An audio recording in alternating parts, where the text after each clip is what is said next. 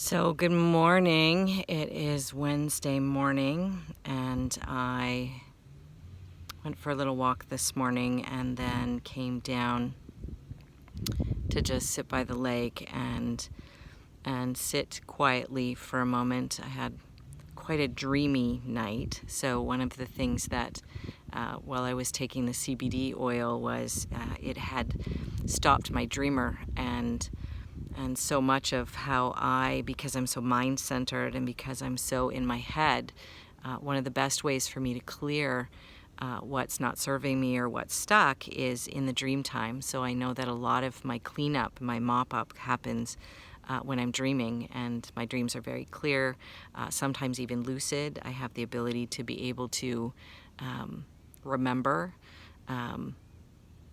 and know that I'm dreaming and do what needs to be done inside the dream. So I haven't been taking the CBD for the last few days because I've been feeling a lot better and wanted my dreamer back. And so last night was very dreamy. So I just came down and was sitting at the lake having some quiet contemplation. A beaver just went by. There's lots of mother ducks and their babies. The loons out here are amazing. They make loon sounds, which are fabulous. And so what I wanted to just say, I had a short call with a client this morning, and is what I've been discovering over the last few days is about attachments. And so it would be easy for my ego to be attached to things, because I do have moments where it's, I don't have my home. I haven't seen my dog since July 10th. I don't have all of my things. I'm living out of, a suitcase, and realizing that when I feel resentment towards those things, when I feel resentment towards Chris for being the catalyst for taking all of those things, I don't have my relationship, for taking away all those things from me, is then what I realize is it's my opportunity to understand what happens when we become attached to things, to people, to form. If we become attached to things, to people, and form, when they go away, then it can cause great distress. My cousin lives in Leilani in Hawaii, and he was posting pictures yesterday of the Pele, of the volcano that continues to erupt there. And he has two houses that his post was pictures from his front door, and that property taxes, the value of his homes has been, the Hawaiian state has reduced them to zero, that they have no value. All value is gone. So property taxes are now gone. It was 3 o'clock in the morning. I had woke up from a dream, and so I saw his pictures, and so I messaged him and said, how long could this go on? And he said it could go on forever. A volcano is a volcano, and that where there used to be nothing, there's now a new mountain has formed because it's been erupting consistently for months. And so again, it brought me back to the whole concept of how little we control, so how very little we control. And more importantly, what happens to us when we get attached to things, to people, to stuff. And so instead of feeling resentful, I have worked hard to ask myself a fundamental question when I'm in that spin, is who would I be if I wasn't attached?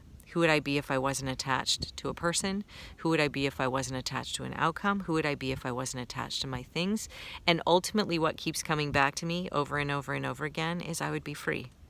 And then who would I be, and how would I be, and how would I show up in my life if I was free?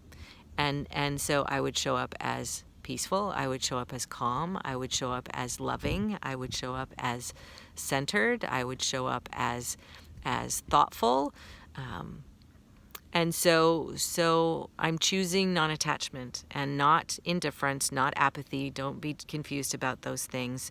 I definitely feel like I know people in my life, including Chris, that live a lot of life in the state of apathy or indifference, in a state of, his whole thing about, I just want to go back to what he calls relaxed, I think is the safe zone for him of I don't have to feel, I don't have to think, I don't have to do when I'm drinking wine, when I'm watching sports, and when I'm playing golf.